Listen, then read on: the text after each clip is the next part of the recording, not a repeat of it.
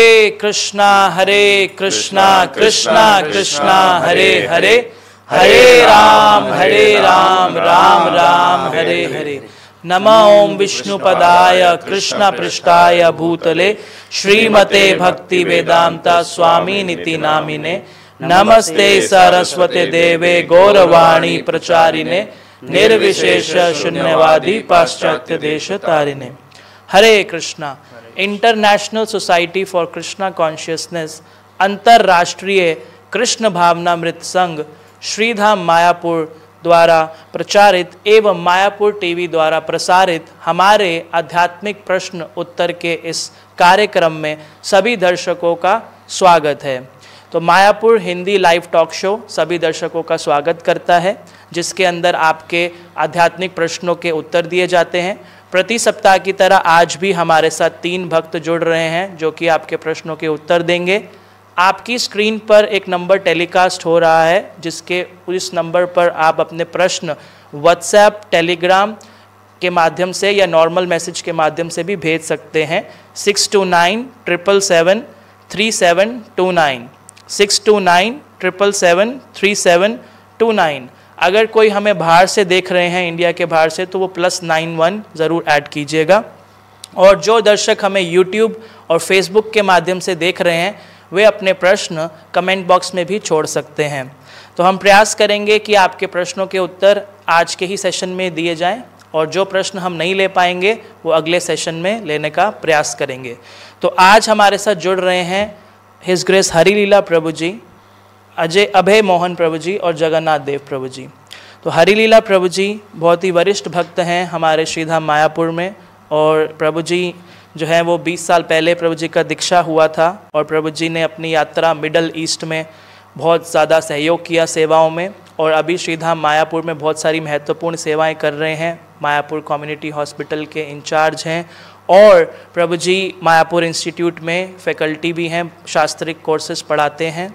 और प्रभु जी अपनी पत्नी के साथ गृहस्थ काउंसलिंग और बहुत अच्छे सेशंस लेते हैं, और हमारे प्रेरणा के स्रोत हैं। हमारा सौभाग्य है कि प्रभु जी आज इतने समय बाद, हम प्रयास कर रहे थे कि प्रभु जी आए, लेकिन प्रभु जी अपने शेड्यूल के माध्यम से नहीं आ पा रहे थे, और आज प्रभु जी आए हैं। दूसरे भक्त हमारे साथ जुड़े हैं अभय मोहन प्रभु जी, जो कि बचपन से ही इनका जो है वो पूरा भक्तिमय वातावरण रहा। एक भक्तों के परिवार में ही इनका जन्म हुआ, और ये बहुत ही यंग हैं, 21 साल के हैं, मणिपुर से हैं, हमारे बीच में आए हैं आपके प्रश्नों के उत्तर देने के लिए। तीसरे हैं हमारे साथ जगन्नाथ देव प्रभु जी, जो कि प्रचार की सेवा करते हैं, हमेशा ऑनलाइन सेशंस के लिए उत्साहित रहते हैं। तो हम अपने आज के स्पीकर से बातचीत करते हैं जब तक कि हमारे दर्शक प्रश्न भेजना शुरू करते हैं। तो हरिलीला प्रभु जी, आपसे निवेदन है कि आप हमारे दर्शकों को बताइए कि आप कैसे इस संस्था से जुड़े, कैसे आपको क्या चीज़ प्रेरणा आपको प्राप्त हुई जो आप अपना जीवन पूरा इस आंदोलन में लगा पाए। तो जब हम शारजा में हमारा परिवार चल रहा था, तो उस समय ऐसा स्थिति था कि हमारा जो मातृभाषा है एक विचित्र भाषा है, जो इंडिया में बहुत विचित्र भाषा मातृभाषा है। तो हमारा भी एक विचित्र भाषा है, उसको बोलते हैं सौराष्ट्र। तो इसका कोई लिपि नहीं है, खाली बोल में चलता है। ऐसा बहुत भाषा है इंडिया में जिसका कोई लिपि नहीं होता है, लिखा नहीं जाता है, बोल बोल के चलता है। तो इसके थोड़े से लोग जो है तमिलनाडु में वो लोग जीते हैं। तो हमारा ही मातृभाषा का कोई दूसरा परिवार हमको शारजा में मिला, तो हमको बहुत खुश हो गया। तो हमारे भाषा बात करने वाला है, ऐसा हम उनके साथ थोड़ा सा जुड़ गए। तो उनका घर में एक गेट टुगेदर हुआ, तो उसमें एक हमारा इस्कॉन का भक्त आए थे। तो वो हमारे शिक्षा गुरु है। उस समय तो उनको हमने ऐसा नहीं पहचाना, मैं उनको सोचा कि कोई एक साधारण व्यक्ति है। तो उन्होंने हमको प्रस्ताव दिया कि आप लोग 2 फैमिली इधर एक बिल्डिंग में हैं, क्यों आप गुरुवार का दिन उधर लीव होता है, मुस्लिम कंट्री है, गुरुवार का हाफ दिन होता है और शुक्रवार का फुल डे लीव होता है। तो गुरुवार का दिन शाम को आप क्यों नहीं भगवत गीता साथ में पढ़ेंगे। तो उन्होंने दूसरा एक अट्रैक्टिव ऑफ़र भी दिया था। उन्होंने बोला था कि हम आपके लिए खाना बना के लेके आएंगे।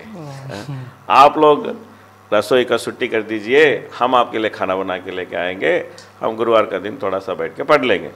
तो हमने सोचा कि अरे पार्टी का पार्टी भी हो जाएगा, खाना का खाना भी हो जाएगा। तो ऐसा ही हमारा सफ़र शुरू हुआ। तो तीसरा और एक फैमिली भी आके जुड़ गए। तो फिर हमने प्रभुपाद जी का जो ग्रंथ पढ़ने लगे, तो ये ऐसा ही प्रभुपाद जी का ग्रंथों में इतना शक्ति है कि प्रभुपाद जी का जो शब्दों में इतना शक्ति है कि वो ग्रंथ हमको आकर्षित कर लिया, प्रभुपाद जी का शब्द हमको आकर्षित कर लिया, प्रभुपाद जी का बोल हमको आकर्षित कर लिया।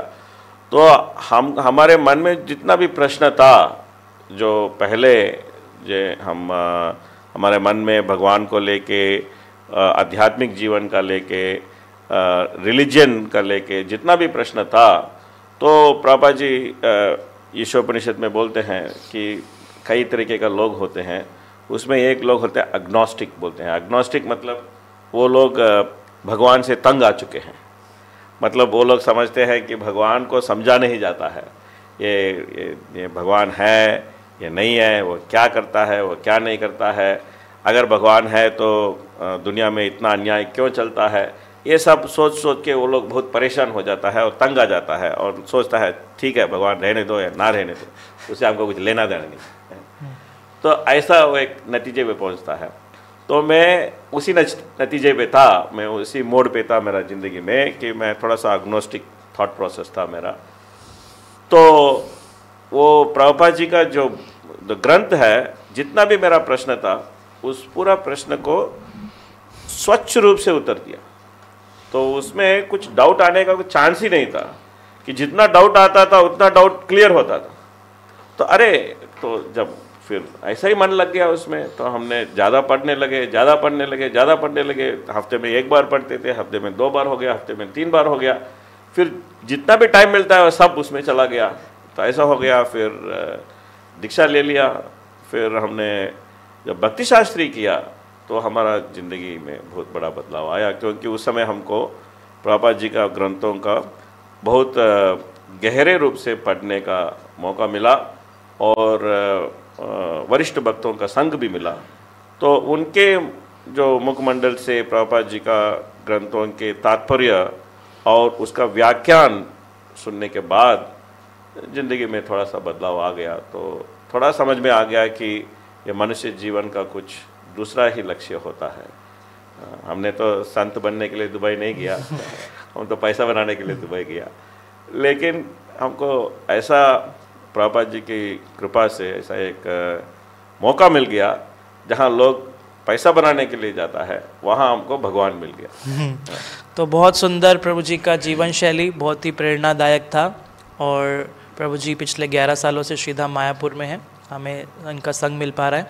और साथ में ही हमारे दूसरे भक्त हैं अभय मोहन प्रभु जी, जिनका जो भक्त परिवार में थे। तो आप तो शुरू से ही भक्तों के घर में थे, तो कभी आप थोड़ा सा अपने जीवन के बारे में बताइए। कभी आपको लगा हो कि क्या यहाँ पर भगवान का नाम ही चलता है बस, या कैसे आप उस समय लेते थे इन सब चीज़ों को?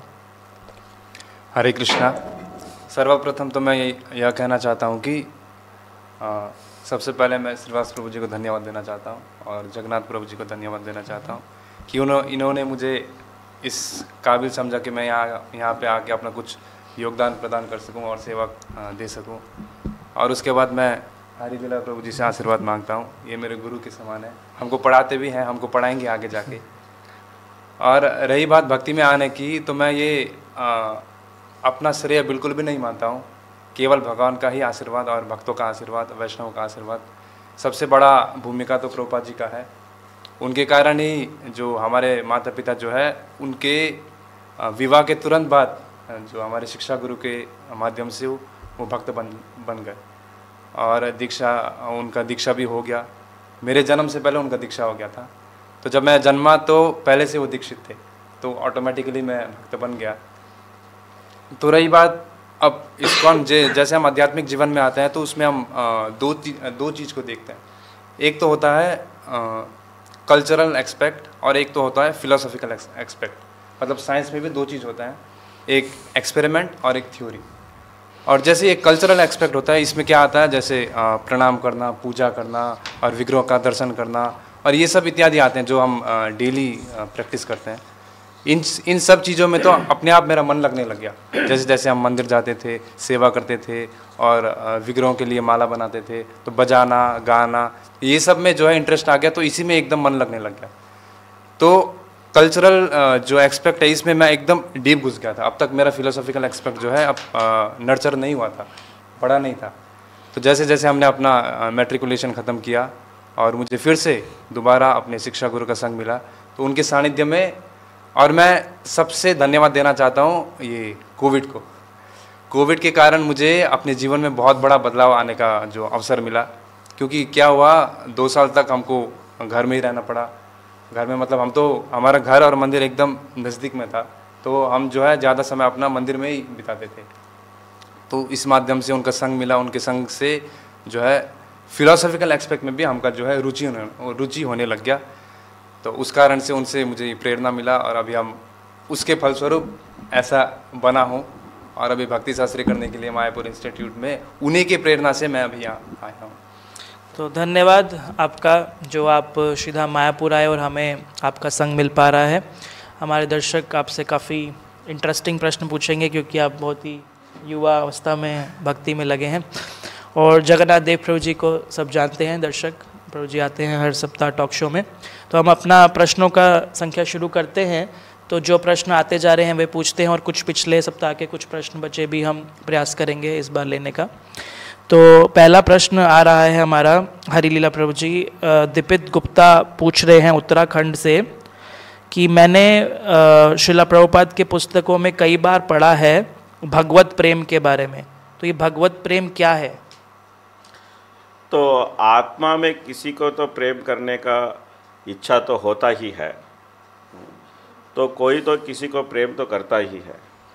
अगर प्रेम करने को कोई नहीं मिलता है तो इस आधुनिक दुनिया में लोग कुत्ते को प्रेम करता है, कुत्ता को रखता है, कुत्ते को पालता है और कुत्ते को बहुत प्रेम से देखता है। मैंने ये भी सुना है कि कोई एक आदमी दूसरे आदमी का कुत्ता को कुत्ता बोल दिया था, तो उसने उसको शूट कर दिया, मेरा कुत्ते को तुम क्यों कुत्ता बोला कर।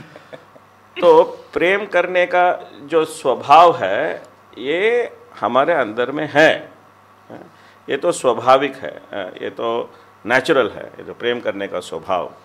लेकिन उस प्रेम को किधर रखना है ये हमको मालूम नहीं है, क्योंकि हम इस प्रेम को जाके रखते हैं, किस जगह में जाके रखते हैं, जिस जगह में उस प्रेम का पूर्णता नहीं मिलता है उस जगह में जाके हम उस प्रेम को रखते हैं। जैसा हम एक दूसरे आदमी को प्रेम करते हैं, या दूसरों कुत्ते को प्रेम करते हैं, या कोई अपने परिवार को प्रेम करता है, या कोई अपने समुदाय को प्रेम करता है, कोई देश का प्रेम बोलता है, कोई पूरा विश्व का प्रेम करता है। तो ऐसा हम प्रेम को जैसे चीज़ों में रखते हैं वो वैसे वस्तु समय से नष्ट हो जाता है। तो इसके लिए क्या होता है, प्रेम का पूर्णता का अनुभव हमको नहीं मिल पाता है, वो एक बात है। दूसरा बात है कि हम एक के ऊपर प्रेम रखते हैं, वो दूसरों का आपत्ति होता है। जैसा एक युवा रहता है, प्रभु जी तो ब्रह्मचारी है, बच गए, ये कोई युवा अवस्था में रहता है, वो शादी करता है, तो शादी करेगा तो वो तो व्यवहारिक रूप से अपने प्रेम को पत्नी के ऊपर रखेगा। तो पत्नी के ऊपर प्रेम रखेगा तो उसके माँ को आपत्ति होती है, तो वो सोचती है अभी ये लड़की नया आई है, ये मेरे बच्चे को लेके जाएगा, मेरे बच्चे को मेरे से जुदा कर देगा, और वो बच्चे को पकड़ लेगा, मेरा बच्चा मेरे से निकल गया करके वो सोचने लगी। तो एक का ऊपर रखने का प्रेम दूसरा को जो डिससेटिस्फैक्शन देता है, ये इस भौतिक प्रेम का स्वभाव है। तो प्रेम ऐसा एक व्यक्ति का ऊपर रखना चाहिए जो परिपूर्ण तरीके से हमको तृप्त कर सकता है। वैसा व्यक्ति कौन है, ये प्रश्न है। वो प्रश्न को शास्त्र उत्तर देता है, तो भगवत गीता में भगवान बताते हैं, भागवत में बताया गया है कि वैसा व्यक्ति जो है वो परम पुरुष भगवान श्री कृष्ण होता है। शास्त्र में बताया गया है रसो वै सः। इसका मतलब क्या है कि वो एकमात्र व्यक्ति है जो सबको तृप्त कर सकते हैं, जिसके ऊपर प्रेम रखने से उस प्रेम का पूर्णता प्राप्त होता है। तो उस प्रेम में आत्मा तृप्त हो जाता है। भागवतम में बताया गया है सवै पुंसाम परो धर्मो यतो भक्ति रदोक्षजे अहैतुकी अप्रतिहता ये आत्मा सुप्रसिद्धति। उस प्रेम से आत्मा तृप्त हो जाता है और उस प्रेम के माध्यम से हम सबको प्रेम कर सकते हैं। अभी तो हमारा प्रेम सीमित है, किसी का प्रेम परिवार से सीमित है, किसी का प्रेम अपने जानवर से सीमित है, किसी का प्रेम अपने देश से सीमित है, किसी का प्रेम मानवता से सीमित है।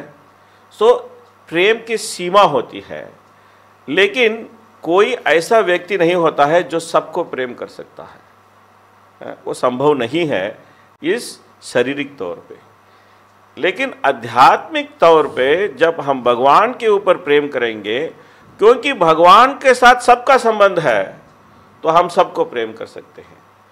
ये सबको प्रेम करने का ये जो अवस्था जो होता है, जो भगवत प्रेम से प्राप्त होता है, उस अवस्था को, सबको प्रेम करने का अवस्था, सबको अपना समझने का अवस्था और सबका शुभ चिंतक होने का जो अवस्था होता है, उसको हम बोलते हैं भगवत प्रेम।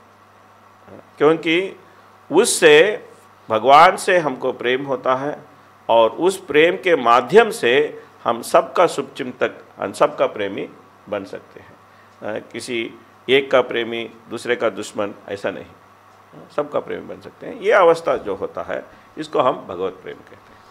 तो प्रभु जी ने बहुत ही विस्तार से बता दिया। आशा करते हैं हमारे दर्शक को जो ये प्रश्न पूछ रहे थे उनको पूरा संक्षेप में उत्तर मिल गया, पूरा गहराई से, कि ये कहाँ से ये जो प्रेम का जो ये जर्नी शुरू होता है और वो भगवत प्रेम क्या है जो वहाँ पे संतुष्टि प्राप्त होती है, जो कृष्ण ही सबको प्रेम दे सकते हैं, प्रदान कर सकते हैं। तो अगला प्रश्न हम चलते हैं। अभय मोहन प्रभु जी, ये प्रीति मैंगी पूछ रही हैं गोवा से कि तपस्या और भक्ति में क्या अंतर है। तपस्या और भक्ति, जैसे हम देखते हैं, सुनते भी हैं, भारत में तो ये तपस्या शब्द जो है एकदम मतलब नॉर्मल सा शब्द है, हर किसी को इसके बारे में पता ही है। और जब तपस्या का शब्द हम सुनते हैं तो हमारे मन में एक ही चीज़ आता है, क्या? योगी, शरीर ऊपर शरीर में कपड़ा नहीं है और एक लंगोट पहन के अथवा एक गमछा पहन के बैठ के बस हिमालय में तपस्या कर रहे हैं। वास्तव में तपस्या का अगर हम संस्कृत अर्थ में जाएं तो तपस्या का अर्थ होता है तप मतलब कष्ट देना, शरीर को वॉलंटरीली मतलब जानबूझ के शरीर को कष्ट देना, उसको क्या कहते हैं? तपस्या कहते हैं। और ये समय जो है, अभी का समय, कलयुग का समय जो है, अब तपस्या करने के लिए भी कुछ कुछ नियम होते हैं। सर्वप्रथम तो हमको घर में रहना ही नहीं चाहिए, हमको वन की ओर प्रस्थान कर देना मतलब करना होता है। और अभी यदि कोई तपस्या करना चाहे तो वन तो सीमित ही है, कहीं वन है ही नहीं, देखने को ही नहीं मिलता। तो उस कारण से तपस्या करने का जो अभी समय है जो नहीं है। इसलिए दूसरा उन्होंने कहा भक्ति जो है, भक्ति का वास्तविक अर्थ यदि हम देखते हैं तो भक्ति का अर्थ है प्रीतिपूर्वक भगवान को सेवा करना। भगवान की सेवा करना कैसे? प्रीतिपूर्वक, जबरदस्ती नहीं, प्रेम से भगवान को सेवा करना भक्ति है। और यदि कोई तपस्या का मार्ग को छोड़ के भक्ति मार्ग करता है तो तपस्या के मार्ग से जो मिलने वाला फल जो है वो भी उसको भक्ति के मार्ग से आसानी से मिलता है, क्योंकि तपस्या वाला मार्ग तो बहुत कठिन है और आज के समय में लोग उसको स्वीकार भी नहीं कर पाएंगे। इसलिए भक्ति वाले मार्ग से उसको वो फल जो है आसानी से मिल जाता है। और भक्ति का अर्थ जैसे हमने कह दिया, भगवान की सेवा करना कैसे? प्रेम पूर्वक। तो ये मैं कहना चाहूँगा। तो तपस्या और भक्ति का प्रभु जी ने अच्छा उत्तर स्पष्ट किया। कोई भक्त कुछ कहना चाहते हैं? जैसे प्रश्न बहुत ही सुंदर है जो प्रभु जी बता दिए कि तपस्या और भक्ति का। अभी मुझे एक, जैसे ही आपने प्रश्न किया तो मेरे मन में ख्याल आया, अभी जो भीष्म पंचक व्रत चल रहा है, तो जैसे भीष्म पंचक व्रत या कार्तिक व्रत जो जो भक्त होते हैं 4 मास चातुर्मास का भी पालन करते हैं, कोई कोई 1 महीना पालन करता है, कार्तिक महीना, और कोई कोई अगर वो भी नहीं कर पाते तो 5 दिन का भीष्म पंचक व्रत करते हैं। तो भीष्म पंचक व्रत में क्या है, वो राइस, दाल, रोटी, सब्जी या तेल का बना हुआ कोई अच्छा चीज़ नहीं खा सकते, सिद्ध खा सकते, फल मल जैसे ऋषि मुनि लोग खाते हैं। तो 5 दिन का ये जो व्रत कर रहे हैं वो है तपस्या, और जो 16 माला जप कर रहे हैं, भागवतम क्लास अटेंड कर रहे हैं, मंगल आरती कर रहे हैं, वो है भक्ति। तो तपस्या और भक्ति में अंतर, भक्ति वो जो हमारा एवरीडे का रूटीन है, जो आत्मा का स्वभाव है वो करना है, और तपस्या मतलब ये 5 दिन का, कोई करता है कोई नहीं करता। तो यह बहुत अच्छे एक्सप्लेनेशन आ रहा है। अभी मैं क्या बोल सकता हूँ, तो भागवत में एक श्लोक है जो ऋषभदेव बोलते हैं कि नायम देहो देहभाजाम निलोके कष्टान कामान अर्हते विभुजाम तपो दिव्यम पुत्र का येन सत्वम शुद्धे तस्मात् ब्रह्म सौख्यम तनंतम। बहुत अच्छा श्लोक है। तो इस श्लोक में ऋषभदेव क्या बोलते हैं कि तपस्या तो सबको करना ही है, कुत्ता भी तपस्या करता है। प्रभु जी बोले थे तपस्या भारत में ऐसा समझा जाता है कि कोई योगी मुनि एक पर्वत में जाके बैठ गया और उसने पद्मासन में बैठा और तपस्या किया। लेकिन प्रभु जी ये भी अच्छा सा समझाया था तपस्या का मतलब क्या होता है। तपस्या का मतलब ये है कि स्वयं कुछ कष्ट को स्वीकार करना है, यही तपस्या होता है। तो कुत्ता भी स्वयं कष्ट को स्वीकार करता है। क्या करता है, सुबह से शाम तक भागता है। किसके लिए भागता है, थोड़ा सा उसका खाना मिलेगा इसके लिए वो सुबह से शाम तक भागता है। सुबह से शाम तक भागना बहुत बड़ा तपस्या है। और रोड में सो जाता है, वो भी तपस्या है, क्योंकि कभी बारिश आएगा, कभी धूप पड़ेगा, कभी ये होगा वो होगा। तो स्वयं वो कष्ट का अनुभव कर रहा है थोड़ा सा खाने के लिए। तो ये तपस्या तो जब शरीर मिल गया तो सबको तपस्या तो करना ही पड़ेगा। कोई कोई क्या करता है, 3 शिफ्ट काम करता है, 12 घंटा, 13 घंटा, 14 घंटा काम करता है। उसके बाद 2 घंटा गाड़ी में बैठ के घर में पहुंचने के लिए जाता है, ट्रेन में बैठता है, इसमें बैठता है, उसमें बैठता है, ऐसा ही 14 घंटा चला जाता है। ये तपस्या है। ये तपस्या है। किसके लिए कर रहा है, थोड़ा सा पैसा के लिए कर रहा है। लेकिन ऋषभदेव क्या बोल रहे हैं कि ऐसा तपस्या से कोई एडवांटेज नहीं है, कोई उससे कुछ फायदा नहीं है ऐसा तपस्या से। क्यों, जो इस शरीर भुगतने वाला कष्ट और इस शरीर भुगतने वाला सुख जो है वो काल की दौर पे अपने आप मिलेगा। जैसा हम कष्ट के लिए काम नहीं करते हैं, कोई कष्ट पाने के लिए काम नहीं करता है। किसी को ऐसा लक्ष्य नहीं होता है कि 10 साल के बाद मुझे इतना कष्ट आना चाहिए, किसी को ऐसा लक्ष्य नहीं होता है, लेकिन कष्ट तो आता है। तो ऋषभदेव बोलते हैं जैसा कष्ट अपने आप आता है वैसा अपना भाग का सुख भी अपने आप आ सकता है। तो तपस्या ऐसा करना चाहिए जिसका इस तपस्या करने से हमको क्या मिले, शुद्धेत यस्मात् ब्रह्म सौख्यम त्वनंतम। ये ब्रह्म सौख्यम त्वनंतम क्या होता है कि ऐसा खुशी का अनुभव हो जिसका 3 गुण हो। पहला गुण है कि उस आनंद का कोई एंड पॉइंट नहीं है, कोई क्या बोलते हैं, कोई वो कभी खत्म ही नहीं होता है, सीमा नहीं है, उसका सीमा नहीं होता, कभी खत्म नहीं होता। ये पहला गुण है उस आनंद का। दूसरा गुण उस आनंद का ये है कि वो हमेशा बढ़ता जाता है। ऐसा नहीं है कि इतना आनंद है और वही आनंद परमानेंटली चल रहा है, ऐसा नहीं है, वो हमेशा बढ़ता जाता है। ये दूसरा गुण है। तीसरा गुण ये है कि उसमें बहुत सारा वैरायटी होता है। ऐसा नहीं है कि एक ही वैरायटी का, ऐसा नहीं है कि हमको गुलाब जामुन मिल गया, वही गुलाब जामुन हमको बढ़ते जा रहा है, मिल रहा है। आज 1 गुलाब जामुन मिला, कल 2 गुलाब जामुन, फिर 10 गुलाब जामुन, फिर 100 गुलाब जामुन। ऐसा नहीं है। आज गुलाब जामुन मिला तो कल रसगुल्ला मिला, कल रसगुल्ला मिला तो परसों रसमलाई मिला, फिर एक दिन समोसा मिल गया, फिर एक दिन बोंडा मिल गया। ऐसा भिन्न भिन्न तरीके का आनंद होता है। 3 गुण होता है। इसको बोलते हैं ब्रह्म सौख्यम त्वनंतम। तपस्या इस आनंद को प्राप्त करने के लिए करना चाहिए। उस आनंद को प्राप्त करने के लिए जो तपस्या किया जाता है उसको हम बोलते हैं भक्ति। बहुत सुंदर। उसको बोलते हैं हम भक्ति। जो छोटे छोटे चीजों के लिए जो तपस्या किया जाता है, जैसा कुत्ते ने तपस्या किया अपने दिन का खाना के लिए, आदमी ने तपस्या किया महीना पाने के लिए, योगी ने तपस्या किया कुछ योग शक्ति पाने के लिए, ज्ञानी ने तपस्या किया ब्रह्म में जाके सम होने के लिए। ये सब छोटा छोटा चीज होता है, क्योंकि ये कोई चीज जो है ये मूल्यवान नहीं है। ये कोई चीज में ये जो 3 गुण का आनंद जो है वो नहीं मिल सकता है। जो भक्ति में ही वो 3 गुण का आनंद जो है वो मिल सकता है, और उसके लिए जो किया जाता है उसको, उस तपस्या किया जाता है उसको बोलते हैं भक्ति।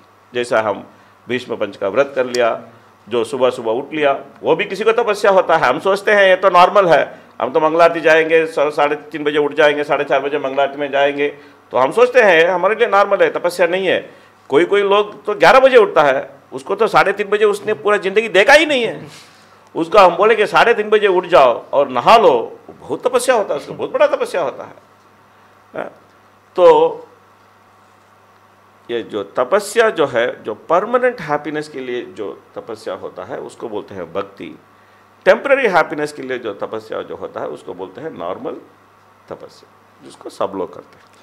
तो यही हमारे इस टॉक शो की विशेषता है, जहाँ पर ऐसे प्रवक्ता 3 मिलते हैं तो आदान प्रदान होता है, और ऐसे हम इतना शास्त्रों के जो महत्व को समझ पाते हैं। प्रभु जी ने बहुत विस्तार से बताया कि भक्ति और तपस्या में क्या अंतर है। और हम अपनी आगे प्रश्न पे चलते हैं जगन्नाथ देव प्रभु जी से पूछने के लिए। तो काफ़ी सारे प्रश्न इकट्ठे हो गए हैं, तो थोड़ा सा हम गेयर अप करते हैं। तो ये वेस्ट बंगाल से पूछ रहे हैं अमित पात्रा, प्रभु जी आत्मा क्या है और भूत क्या है? ये तो बहुत सुंदर प्रश्न है। एक्चुअली आत्मा और भूत एक ही होता है, लेकिन जिसके पास शास्त्रों का ज्ञान नहीं होता, भक्ति तत्व का ज्ञान नहीं होता, उसे भूत कहते हैं। और जो भक्ति जीवन, भगवत गीता, आत्म साक्षात्कार, सेल्फ रियलाइजेशन जिसको हो चुका है वो उसे आत्मा मानते हैं। लेकिन रियलिटी में आत्मा ही है। भगवत गीता में इसे भूतात्मा भी कहा जाता है। ठीक है, तो चलते हैं हम। सहमत होंगे ये हमारे इस उत्तर से। और आगे प्रश्न चलता है हमारा हरिलीला प्रभु जी से। ये हरमीत जौहर पूछ रहे हैं कि पटियाला से, कि गीता में कृष्ण कहते हैं कि जब जब धर्म की हानि होती है तब तब मैं स्वयं को प्रकट करता हूँ। तो उसका वास्तव में क्या मतलब है? क्योंकि जब युद्ध होते हैं तो क्या कृष्ण सेनापति के रूप में प्रकट होते हैं? जब सामाजिक अन्याय होता है तो क्या वे क्रांतिकारी या समाज सुधारक के रूप में सामने आते हैं? तो कृष्ण तो अपने अवतारों के रूप में आते हैं। तो भागवत में बताया गया है कि भगवान के अवतार क्या क्या होते हैं, कब आते हैं, कौन सा युग में कैसा आते हैं, क्या लीला करते हैं, इसका पूरा वर्णन है। ऐसा नहीं है कि कोई क्रांतिकारी या कोई समाज सुधारक या कोई समाज सेवक, ये सब कृष्ण के अवतार नहीं होते हैं। कृष्ण जब अवतरित होते हैं उसका पूरा उल्लेख होता है शास्त्र में, और शास्त्र में बताया होता है कि अवतार का ये लक्षण होता है, ऐसा लक्षण होता है, वैसा लक्षण होता है। और भगवान कृष्ण है वो ये 3 काम करने के लिए अवतरित होते हैं। वो क्या है? परित्राणाय साधूनाम, विनाशाय चतुष्कृताम, धर्म संस्थापनार्थाय संभवामि युगे युगे। साधुओं को बचाते हैं, भक्तों को बचाने के लिए आते हैं, दुष्ट जन को दंड देने के लिए आते हैं, और धर्म का स्थापना करने के लिए आते हैं। और धर्म क्या होता है? धर्म होता है भगवत प्रेम। तो पहला प्रश्न में हमको जाना चाहिए। तो पहला प्रश्न में हम लोग बताया था भगवत प्रेम क्या होता है। भगवत प्रेम का पालन ही धर्म होता है। उसको समझाने के लिए भगवान आते हैं। कोई क्रांतिकारी है तो ये सब ये भगवत प्रेम नहीं समझता है। तो भगवान इसके लिए आते हैं। हर अवतार भगवान लेते हैं भगवत प्रेम का स्थापना, भगवत प्रेम को ही उत्तम धर्म करके स्थापना करने के लिए भगवान अवतरित होते हैं। तो इसी यही भगवान का जो अवतार का रहस्य है। और कलयुग में भगवान नाम के रूप में अवतार लिए हैं, अपने नाम के रूप में अवतार लिए हैं। कलिकाले नाम रूपे कृष्णावतारा, ऐसा शास्त्र में बताया गया है।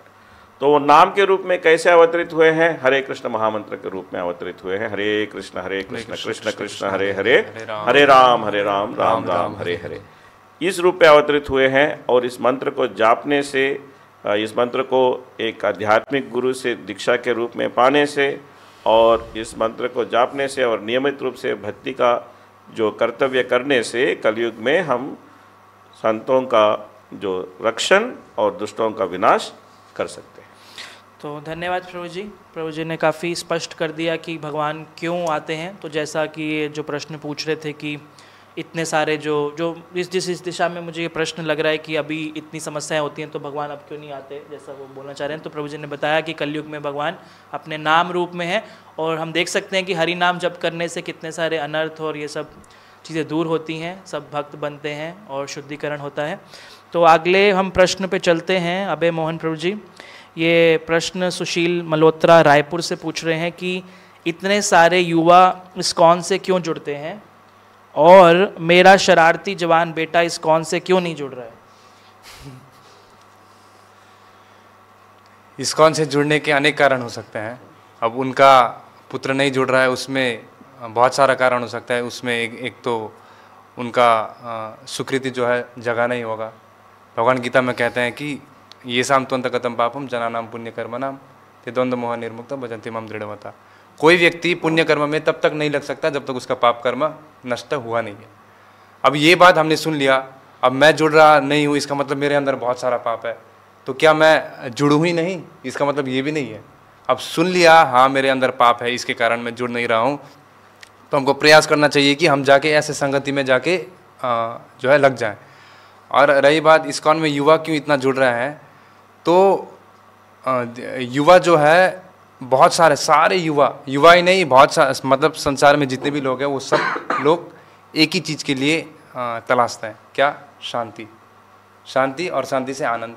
सबसे पहले तो वो पीस ऑफ माइंड ढूंढते हैं। आजकल ये मॉडर्न सिविलाइजेशन के कारण और ख़ासकर मीडिया और इंटरनेट के कारण इतना ज़्यादा जो है डिस्टर्बेंस हो चुका है और डिस्ट्रैक्शन इतना ज़्यादा है, और इसको ओवरकम करने का जो एक सिस्टमेटिक वे है वो इस्कॉन सिखाता है हमको। और वो सिखाने के कारण जो है यूथ इससे प्रेरित होकर और इस चीज़ को, इस विधि को अपनाते हैं, और अपनाने के बाद इसको खुद भी प्रैक्टिस करते हैं और उस रिजल्ट को एक्सपीरियंस भी करते हैं। इस कारण से युवा जो है बहुत सारे इस्कॉन से जुड़ रहे हैं। तो प्रभु जी का उत्तर स्पष्ट है। प्रभु जी भी युवा हैं और वो भी हमारे संस्था से जुड़े हुए हैं, तो कितना लॉजिकली उत्तर देते हैं और समझते हैं, और उनको सब प्रश्नों के उत्तर मिल रहे हैं, इसीलिए वो भक्ति के पथ पर लगे हुए हैं। और आपका जो बेटा नहीं जुड़ पा रहे हैं, उनको जैसा पिछले टॉक शो में बता रहे थे कि छल के माध्यम से, प्रसाद के माध्यम से, संघ के माध्यम से उनको धीरे धीरे जोड़ने का प्रयास किया जा सकता है। और अगला प्रश्न है जगन्नाथ देव प्रभु जी, दीप्ति पूछ रही हैं गुंटूर से कि वेदों में ऋग, साम, यजुर, अथर्व में सीधे तौर पर भगवान के सर्वोच्च व्यक्तित्व के रूप में कृष्ण का उल्लेख क्यों नहीं किया गया? कृष्ण को परम भगवान क्यों नहीं पूरा स्पष्ट करके बताया गया वेदों में? कहाँ से पूछ रहे? गुंटूर, आंध्र प्रदेश। ओके, राज्य का भी नाम मेंशन करना ताकि जो श्रोता है सुन रहे उनको पता लगे कि कहाँ कहाँ से लोग सुन रहे हैं। हाँ, तो जो वेदों में हैं भगवान श्री कृष्ण की महिमा का वर्णन अगर किया होता तो नारद मुनि व्यासदेव को डांटते नहीं सरस्वती नदी के तट पर। एक्चुअली पहला कारण ये है वेदों में भगवान की महिमा का बखान इसलिए नहीं किया गया क्योंकि वेद जो है वो वृक्ष का फल जो है वो है श्रीमद् भागवतम, और वेद या तो कोई तना होता है वृक्ष का, कोई मतलब जड़ होता है, मूल होता है, अलग अलग। तो अगर मान लीजिए आम का फल हम लोग अगर खाते हैं तो बहुत स्वादिष्ट लगता है, लेकिन आम का पत्ता अगर चबाने लगे तब तो वो अच्छा नहीं लगेगा। तो यद्यपि वो भी वृक्ष का ही अंग है, तो उसी प्रकार वेद जो है ना वो सर्वोपरि नहीं है, ऑल इन ऑल नहीं है। वेद का जो सारातिसार है वो है निगम कल्पतरु गलितम खलम सुकुमुखा द्रव्यसंजुतम। तो ये है निगम आगम, मतलब समस्त वेदों का सारातिसार है श्रीमद् भागवतम। तो भागवतम जैसे फल, जैसे बंगाली में कहा होता है वृक्ष तुम्हारा नाम की फले परिचय, कि ये पेड़ तुम्हारा क्या नाम है, तो फल से हम लोग को पता चल जाता है कि वो कौन सा पेड़ है, आम का है या जामुन का है या इमली का है या कुछ भी। तो उसी प्रकार ये जो वेद है, वेदों का जो सार है, पूरा वृक्ष है, उसमें से वेद हुआ, उपनिषद हुआ, पुराण हुआ, श्रीमद् भागवतम है फल, पूरा वृक्ष है, उसमें से भागवतम है फल। तो फल आपको बताता है कि कौन सा पेड़ है, तो फल है श्रीमद् भागवतम, और वो श्रीमद् भागवतम बताते हैं भगवान श्री कृष्ण यदि सुप्रीम पर्सनैलिटी ऑफ गॉड है।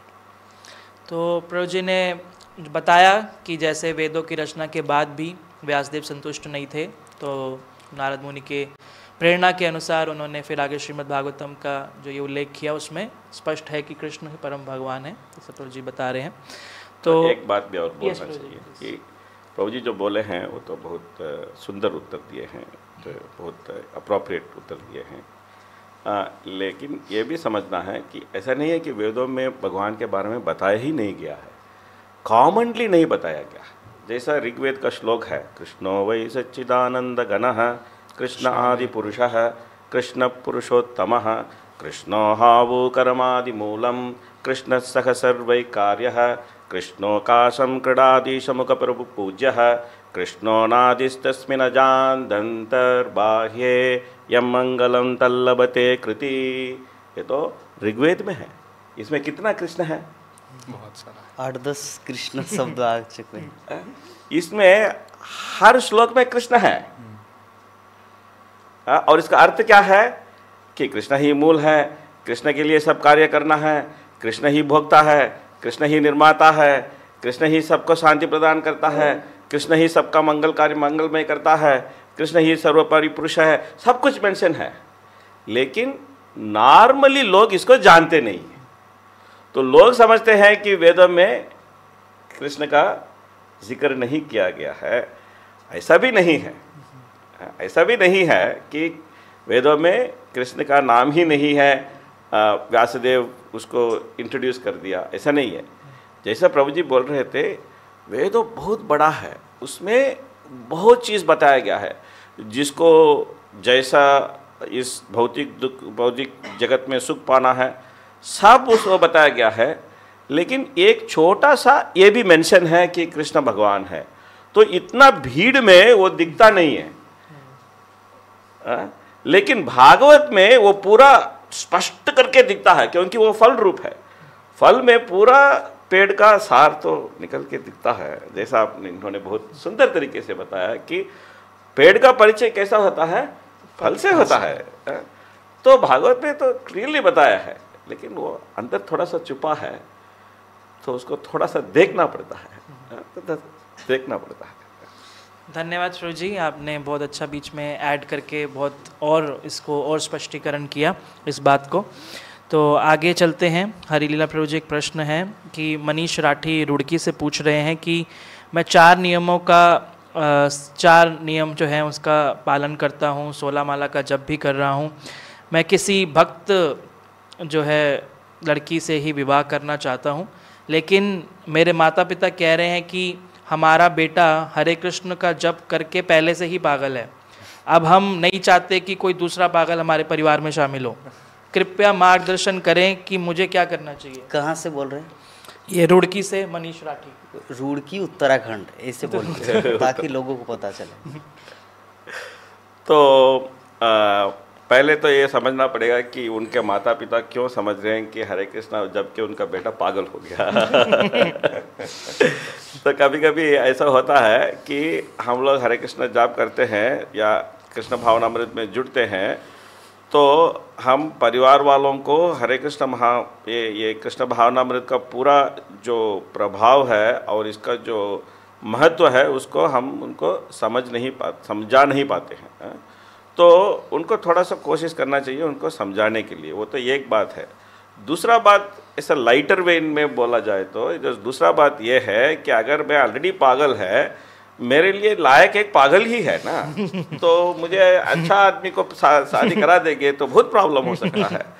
तो पागल और पागल शादी करेगा तो दोनों बहुत आनंद से रह सकता है।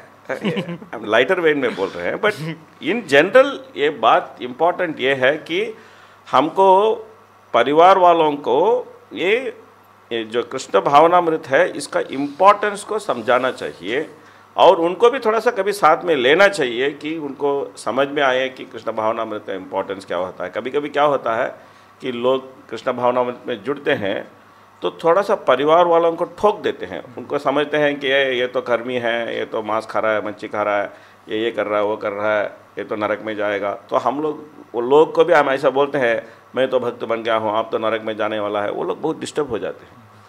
तो हम उनके साथ जो हमने जैसा बताया था कि भगवान श्री कृष्ण का प्रेम करने का मतलब है सबसे प्रेम करना, तो परिवार वालों को भी थोड़ा सा प्रेम पूर्वक व्यवहार करेंगे और उनको आदर देंगे, माँ बाप का आदर देंगे, माँ बाप को आदरणीय व्यक्ति समझेंगे, तो वो लोग को भी लगेगा अरे ये इस्कॉन में गया तो इसे थोड़ा सा सुधर गया है, हमको आदर कर रहा है, हमको ये कर रहा है, वो कर रहा है। ऐसा नहीं है कि उनका पूरा बात सुनना है, वो जो अनुचित बात कहेंगे तो उसको सुनना नहीं चाहिए, लेकिन उनको अच्छा आदर देना चाहिए, उनके साथ प्रेम को व्यवहार करना चाहिए।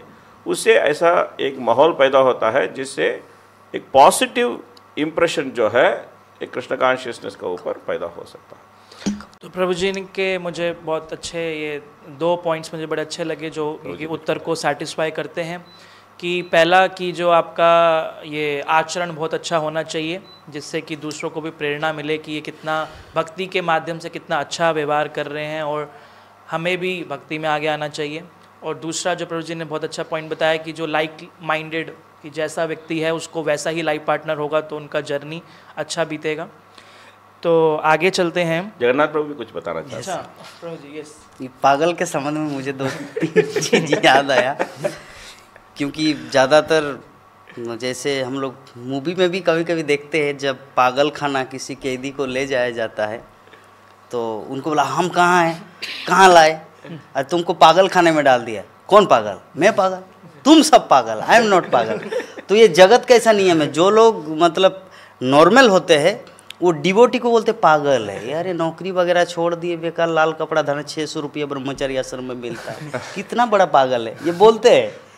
लेकिन उनको पता नहीं कि ये जो वो नौकरी छोड़ दिया, अपना इंजीनियरिंग छोड़ दिया, वो इस जीवन के पश्चात सीधा भगवत धाम भगवान के धाम चले जाएंगे। उनको ज्ञान ही नहीं है, बियॉन्ड दिस बर्थ कुछ भी नॉलेज नहीं। तो जो व्यक्ति दूसरों को पागल बोलता है वो पागल है, ये संसार ही ऐसे बना हुआ है। वैदिक जगत के लोग साधुओं को पागल बोलते हैं और साधुओं को पता है दूसरा लोग पागल है लेकिन बोलते नहीं। एक्चुअली इसमें एक जो बहुत मनोरंजक बात हमें याद आता है प्रभुपाद जी का लीला में। तो प्रभुपाद जी के जब एक शिष्य का माँ बाप आए थे तो उन्होंने उनके शिष्य को ऐसे गाली दिया कि तुम क्या पागल हुलिया बना के रखा है, तुम पूरा तुम्हारा सर गंजा कर लिया, पीछे सिक्का रखा है, तुम पूरा लाल कपड़ा पहन लिया, क्या पागलपन है। क्योंकि वो लोग तो विदेशी है ना, उनको तो ये बहुत ड्रास्टिक लगता है कि तो वो लोग ऐसा वो माँ उन्होंने वो बच्चे को बहुत बताया पागल पागल पागल करके। तो लोग जाके प्रभुपाद को बोले कि ये आपका जो शिष्य का जो माँ बाप आए थे वो इनको पागल पागल बोल रहे हैं करके। प्रभुपाद जी चुपचाप से सुन लिए। उसके बाद उस दिन शाम को जब प्रभुपाद जी ने क्लास दिए थे, उन्होंने एक क्लास दिया हु इज़ मैड करके, कौन पागल है, कौन पागल है करके एक क्लास दिया था। वो क्लास को जब जो कृष्ण कॉन्शियस जो प्रारंभ हुआ था, उस क्लास बहुत फेमस क्लास था, उसको पूरा लोग ब्रोशर बना दिया हु इज़ मैड करके, बना के वो लोग उसको वितरण करते थे, हु इज़ मैड ब्रोशर को वितरण करते थे कि उसमें प्रभुपाद जी ने बहुत सुंदर तरीके लेक्चर दिया है। अभी तो इतना लोग को मालूम भी नहीं है, लेकिन वो पुराना जो डिवोटी को पूछेंगे तो उनका मालूम है कि एक प्रभुपाद जी का लेक्चर है हु इज़ मैड करके, कौन पागल है करके, पूरा लेक्चर ही है इस पागल कांड के बारे में, टॉपिक के बारे में एक लेक्चर आज ही सुनना है। तो काफ़ी अच्छा इसका उत्तर निकल कर आया। तो आगे चलते हैं। अभय मोहन प्रभु जी, ये राधिका देवी पूछ रही हैं शिमला से कि मैं सुबह जल्दी उठकर जप कैसे कर सकती हूँ, क्या आप कृपया करके कुछ उपाय बता सकते हैं, जो प्रैक्टिकल टिप्स कुछ। शिमला कहाँ है? शिमला हिमाचल शिमला तो प्रदेश। बहुत हिमाचल प्रदेश, हिमाचल स्टेट का बहुत नॉलेज है। अच्छा अच्छा, ये तो शायर का नाम बोलेंगे, आप स्टेट का नाम बोलिए क्योंकि इनका तो स्टेट का इतना मालूम नहीं है। वो स्टेट पता नहीं आपको? नहीं, जो लिखा है शिमला। ओके ठीक है। सुबह जल्दी उठने का बहुत अच्छा प्रश्न है। बहुत सारे लोग हैं जो सुबह जल्दी उठना चाहते हैं परंतु उठ नहीं पाते हैं। और यदि हम ये सुबह उठने वाली बात का महत्व हम देखें तो केवल आध्यात्मिक जीवन में ही नहीं, केवल जप करने के लिए ही नहीं, जो बिजनेस में भी आगे बढ़ना चाहते हैं, भौतिक संसार में भी आगे बढ़ना चाहते हैं, एज वेल एज आध्यात्मिक जीवन में भी आगे बढ़ना चाहते हैं, सबसे पहला बात क्या है? सुबह उठना है। जैसे स्टूडेंट को भी यदि वो सुबह जल्दी उठ के पढ़ते हैं तो दिमाग में जल्दी जो कैचअप कर पाते हैं, जो लेसन्स वगैरह। और जो बिजनेसमैन भी है, जो जल्दी सुबह उठ के वो अपना स्ट्रेटजी, आज ऐसा करूँगा, मतलब बिजनेस के जो स्ट्रेटजी प्लान करते हैं तो जल्दी उनका आइडिया आता है। तो सुबह उठने के जो प्रैक्टिकल टिप्स हैं, अक्सर लोग क्या करते हैं, एक ही बार छलांग मारने का प्रयास करते हैं। एक ही बार रोज़ तो मैं 6 बजे उठ रहा था, अब मैंने सुन लिया सुबह उठने का इम्पोर्टेंस क्या है और जब करना चाहिए मुझे पता चल गया, अब मैं तुरंत से मैं 4 बजे उठूँगा। ऐसा हो नहीं पाएगा क्योंकि हम 6 बजे उठ रहे हैं और तुरंत से 4 बजे उठना, ये हमारा बॉडी जो है इसको एक्सेप्ट नहीं कर पाएगा। तो हमको क्या करना चाहिए, छोटे छोटे से स्टार्ट करना चाहिए। जैसे बच्चा भी जब चलना सीखता है तो तुरंत से भागना नहीं सीखता है, पहले गिरता है, फिर उठता है, फिर गिरता है, फिर उठता है। उसी प्रकार से मैं 6 बजे उठ रहा हूँ तो एक हफ्ता तक मैं 5:50 में उठूँगा। तो ये जब एक हफ्ता तक जब हमारा नियम बन जाता है तो और 10 मिनट कम कर करके 5:30, फिर 5:10, फिर 5, फिर 4:30, फिर 4, ऐसे करके हम कर सकते हैं। एक ही बार नहीं, थोड़े थोड़े।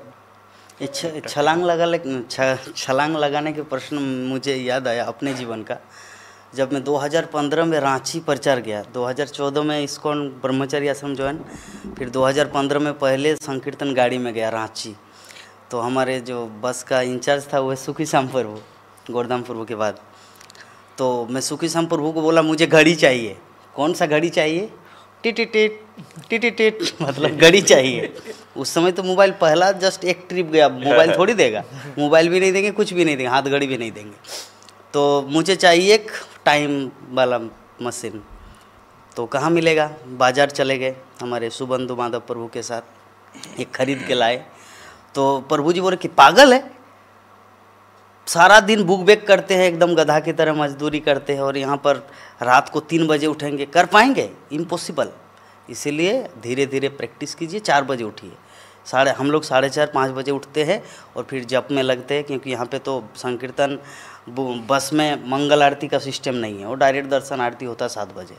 तो 4:30 बजे अगर उठते हैं तो 5 बजे सभी जप में बैठ जाएंगे। तो 5 से 7 बजे 2 घंटा में जप फिनिश, 7 बजे दर्शन आरती, फिर 8 बजे प्रसादम, 9 बजे थोड़ा सा 10-15 मिनट के लिए रेस्ट, 10 बजे बस से बुक डिस्ट्रीब्यूशन के लिए निकल जाना। ये है शेड्यूल। लेकिन मैंने क्या किया, जैसे प्रभु जी बोले छलांग, तो छलांग का मैंने थोड़ा सा ट्राई किया था कि 3 बजे उठूँगा तो मैं वो जो 5 बजे से शुरू होता है जब 3 बजे से अगर और 2 करेंगे तो उन सबसे फर्स्ट डिवीजन आऊँगा। और क्या हुआ, 5-6 बजे जस्ट 2-3 दिन किया, उसके बाद सुखी श्याम प्रभु मुझे बोलते, कोई जगन्नाथ उठ भी की ना। तो ये है प्रैक्टिकल। तो और एक छोटा सा बात है कि लोग सब क्या करते हैं, सुबह उठने में कंसंट्रेट करते हैं, रात को सोने के बारे में कोई कंसंट्रेट नहीं करता है। yes. ये एक बात है कि आपको रात को टाइम पे सोना है तो फिर आप सुबह उठ पाएंगे। आप पूरा रात, क्या बोलते हैं, एक आउल बोलते हैं ना, आउल क्या है, ये उल्लू की तरह पूरा रात जागेंगे और सुबह उठने की कोशिश करेंगे, नहीं होता है। तो आपको नियमित रूप पे रात को सोना है। ये एक बहुत इंपॉर्टेंट बात है कि early to bed early to rise. तो ये बात है कि लोग टीवी देखते हैं, वो बहुत बुरा है, और फ़ोन देखते हैं, वो भी बहुत बुरा है। क्योंकि जितना फ़ोन देखेंगे, जितना टीवी देखेंगे, आपका पूरा आँख खराब हो जाता है और आपको पूरा आँख में जलन आ जाता है, आप चैन से सो नहीं पाएंगे। तो आपको सोने के लिए पहले मोबाइल को दूर करना है, टीवी को ऑफ करना है, टीवी नहीं चलना है, मोबाइल नहीं चलना है, और टाइम पे सोना है, तो टाइम पे उठ सकता है। ये बहुत इंपॉर्टेंट चीज़ है। तो काफ़ी प्रैक्टिकल टिप्स मिल गए जो कि सुबह उठने के लिए लाभदायक हो सकते हैं। कि जो संक्षेप में ये कि जल्दी सोना, जल्दी उठना और थोड़ा थोड़ा कदम रखेंगे तो आप इसको एक निरंतर जो है वो अभ्यास से आप कर पाएंगे। आगे चलते हैं जगन्नाथ देव प्रभु जी, ये थोड़ा सिमिलर सा ही प्रश्न लग रहा है, पिछले भी टॉक शोज़ में आया था। ऋषि कुमार पूछ रहे हैं नेपाल से कि आजकल पति पत्नी के बीच तलाक के इतने मामले क्यों आ रहे हैं, ना आपस में कोई समझौता, ना समझ, ना सहनशीलता, ना सेवा भाव, बस लड़ाई झगड़ा। तो ऐसा अभी क्यों? 3-4 घंटा पहले केस आया था कि एक लड़का मुझे दिल्ली से कॉल किया और बोले कि प्रभु जी मुझे उस लड़की का नंबर दीजिए, क्योंकि मेरा एक साइट भी चलता है जिसमें डिवोटियों को थोड़ा सा मैच मेकिंग करके उनके आध्यात्मिक जीवन के कल्याण के लिए। तो लड़की कलकत्ता की थी, तो मैंने उनका नंबर उनको सेंड किए, तो लड़का उनको कॉल किया डायरेक्ट विदाउट इन्फॉर्मेशन। अभी लड़की मुझे कॉल किया कि किसी ने मुझे कॉल किया, तो मैं बोला कि तो क्या हुआ, कॉल किया तो आप वो जानते हैं कौन है, उनका बेंगलोर, दिल्ली, मुंबई, पुणे, इवन यूएसए वो ब्रांच मैनेजर है अच्छे बैंक का। तो बोले कि अच्छा अच्छा, तब लड़की थोड़ा सा धीरे धीरे मतलब नीचे आ रही, पहले प्राउड कौन मुझे कॉल कर रही है, ठीक है। तो धीरे धीरे मैं उनके बारे में बताया, फिर बोले नहीं नहीं प्रभु जी वो मेरे साथ बदतमीजी की है। मैं बोले क्या बदतमीजी की है? उन्होंने आपका नाम नहीं बताया कि जगन्नाथ देव प्रभु मायापुर धाम से उन्होंने आपका नंबर दिया, ये नहीं बताया। बोले कि अच्छा ठीक है, उनको भी कॉन्फ्रेंस में लिया, लड़की भी कॉन्फ्रेंस से आ गए, दोनों का बातचीत चालू हुआ। ये अपना राय पूछ रहे, मैं हूँ क्या बोलते हो, दोनों एडवोकेट की तरह बात कर रहे हैं और मैं जज की तरह। वो अपना दुखियारी सुना रहे, ये अपना नहीं जगन्नाथ प्रभु ये अभी बना के बात कर रही है, नहीं वो बना के बात कर। तो ये दोनों का, तो मैं डायरेक्ट कंक्लूजन बोला, आप लोग का शादी अभी नहीं हुआ और पहले से इतना झगड़ा झंझट चालू हुआ। अरे शादी में तो आप लोग 7 दिन भी नहीं रह पाएंगे, ठीक है। तो ये क्यों होता है? सहनशीलता, व्यक्ति को बिना जाने कुछ कंक्लूजन ले लेना, मिसअंडरस्टैंडिंग। मैंने उनको बाद में मैसेज में लिखा, माता जी आपको जो मैं प्रोफाइल भेजा वो एक जेंटलमैन लड़का है, इस्कॉन स्टॉप कैलाश दिल्ली से फुल्ली कनेक्टेड है, ठीक है। आप उनको जाने भी ना, बोले कि कोई आपको डायरेक्ट कॉल क्यों कर रखे? कि मैं उनको नंबर दिया, इसीलिए उनको साहस है कि जगन्नाथ प्रभु नंबर दिया तो मेरा कर्तव्य कॉल करना। तो अभी प्रॉब्लम क्या हुआ उनका, बिना जाने उनके ऊपर कमेंट करना कि किस तरह के लोग हैं। तो विषय वस्तु ये है, ये जो शादी में तलाक होता है इसका एक ही कारण है, वो है मिसअंडरस्टैंडिंग, एक दूसरे को न समझ पाना। ये उसको नहीं समझ पाते, वो इसको नहीं समझ पाते। इसीलिए प्रारंभिक दौर में जब पति पत्नी माता पिता के साथ रहते थे, आजकल जॉब के कारण घर है कलकत्ता में, जॉब करते हैं पुणे में, पत्नी भी साथ में रहेंगे। घर है बिहार में, जॉब करते केरल में, गोवा में, पत्नी भी साथ में रहेगी, दोनों अकेला, कोई तीसरा पार्टी नहीं कि चुप हो जाओ, बोलने वाला नहीं है, इसीलिए तलाक होता है। तो प्रभु जी ने भी काफ़ी महत्वपूर्ण बातें बताई, और क्योंकि हमारे साथ एक वरिष्ठ गृहस्थ भक्त हैं जो कि काउंसलिंग भी प्रभु जी बहुत भक्तों को सहायता करते हैं, तो प्रभु जी आप भी कुछ बताइए कि क्यों ऐसा हो रहा है आजकल। तो उन्होंने तो मोरलेस तो बता दिया पूरा जो विषय है। मैं एक शास्त्रीय तौर पे एक विषय बताना चाहता हूँ। तो मैं आपको एक प्रश्न करना चाहता हूँ कि अगर आपको आके कोई बोलेगा कि घोड़े का अंडा है, तो आप क्या बोलेंगे? पागल। घोड़े का अंडा हो सकता है? नहीं हो सकता है, सबको तो मालूम है घोड़े का अंडा नहीं हो सकता है। अगर कोई एक देश में उसका पार्लियामेंट एक लॉ पास कर दे कि आज से इस देश में घोड़े के अंडा होएगा, तो घोड़े का अंडा हो सकता है? हो सकता है? नहीं हो सकता है ना। अगर उसी देश में कोई एक जज ने एक जजमेंट देगा कि इस पेपर के और जजमेंट के हिसाब से घोड़े का अंडा हो सकता है, तो घोड़े का अंडा हो सकता है? हो सकता है? नॉट पॉसिबल, नहीं हो सकता है। अभी आप घोड़े का अंडा को निकाल दीजिए और डाइवर्स को लगा दीजिए, क्योंकि डाइवर्स हो ही नहीं सकता है। क्योंकि विवाह कैसा होता है, विवाह कैसा होता है समझना चाहिए। विवाह ऐसा होता है कि विवाह करने के लिए कुछ साक्षियों को बुलाया जाता है जो आध्यात्मिक साक्षी होते हैं, तो दिशाओं को, देवों को, देवताओं को, साक्षियों को बुलाया जाता है। और विवाह करने के समय में कुछ व्रत या कुछ वॉव्स लिया जाता है। वॉव्स क्या बोलते हैं?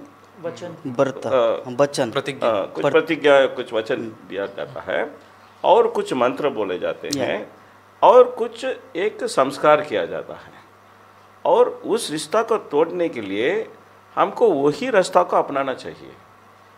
अभी विवाह का मंत्र है, डाइवर्स का कोई मंत्र है? ओम डाइवर्साय नमः, ओम डाइवर्से स्वाहा, डाइवर्साय स्वाहा।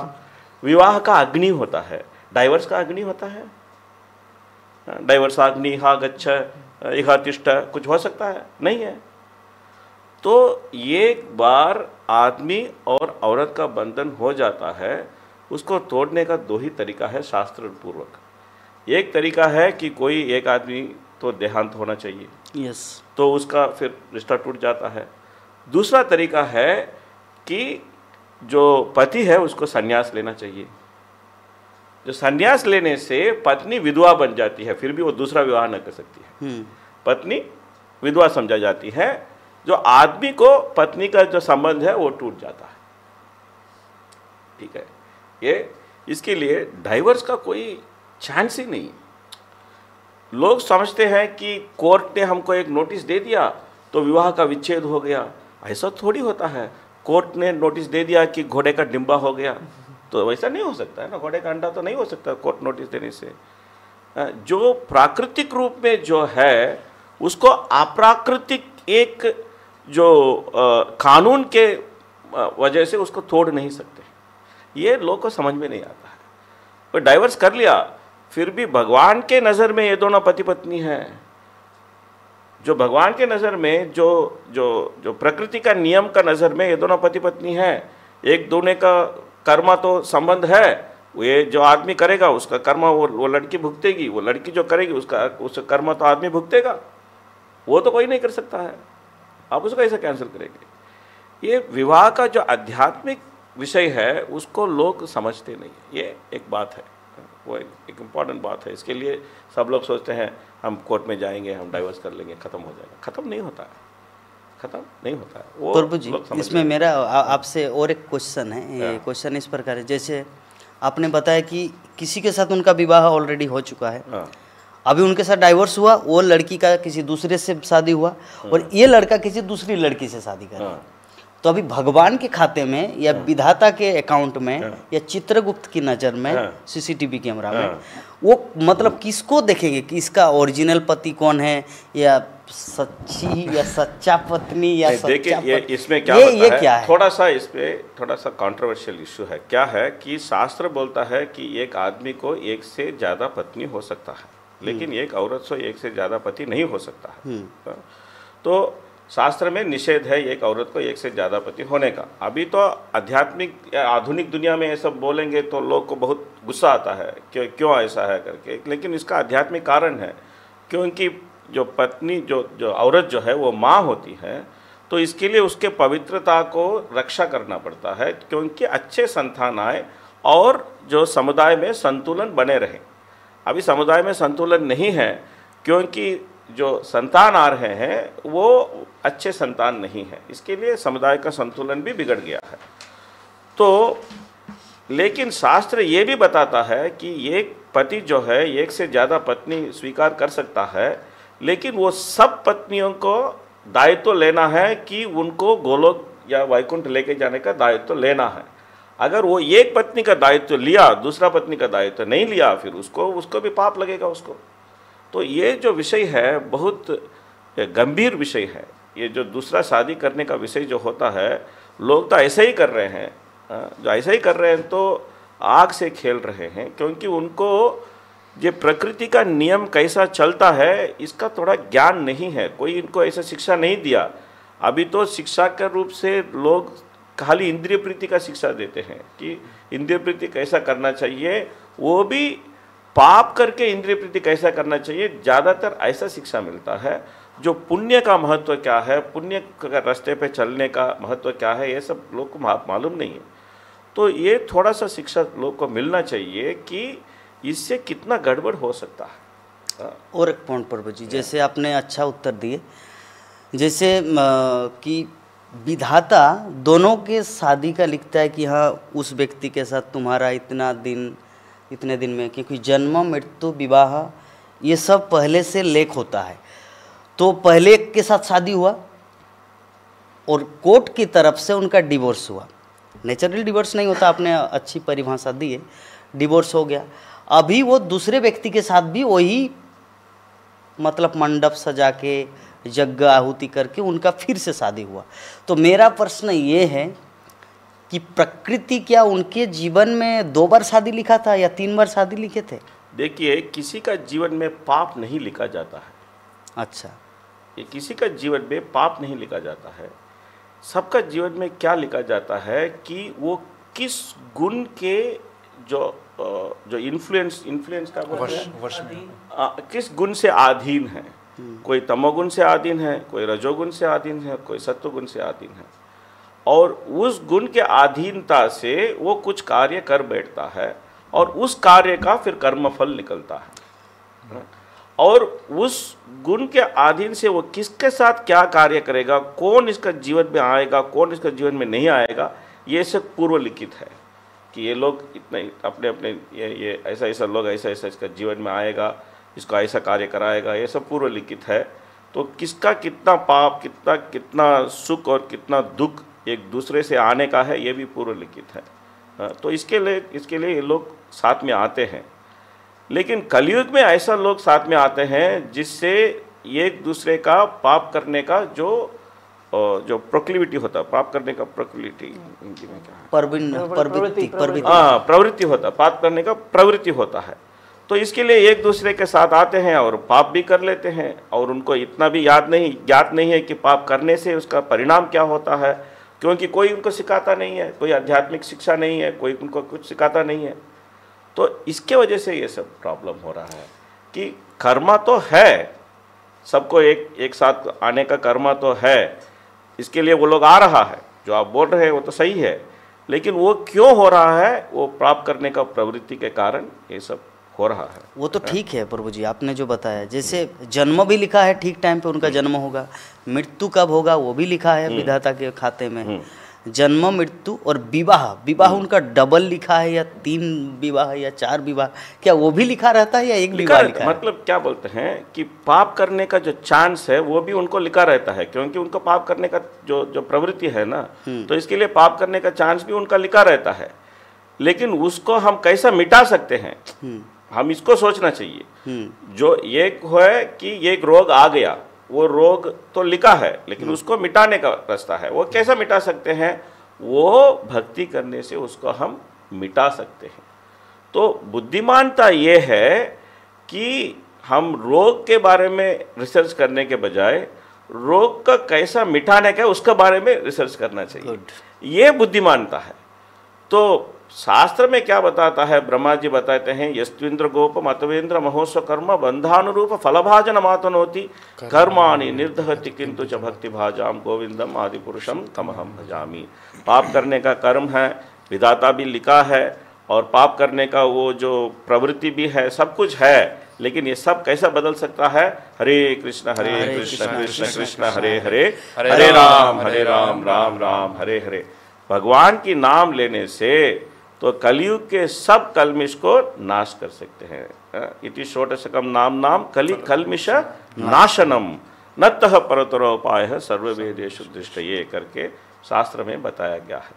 तो इसके लिए पाप कैसा होता है इसका रिसर्च करने के बजाय इससे कैसा बच सकता है, इसका सरल मार्ग अपनाएंगे तो सबका सब कुछ बहुत अच्छा हो सकता है। तो बहुत सुंदर इसके बारे में अच्छा डिस्कशन हुआ इस पॉइंट को लेकर, और जो संक्षेप में बात सार निकल कर आई, जैसा प्रभु जी ने बताया कि हम ये सब इतना कुछ हो रहा है, जो प्रश्न भी जैसे पूछा था, इतना सारा कलेश, इतनी सारी लड़ाई झगड़ा, क्यों ये सब कुछ हो रहा है, तो इसका जो समाधान है उसमें लगें।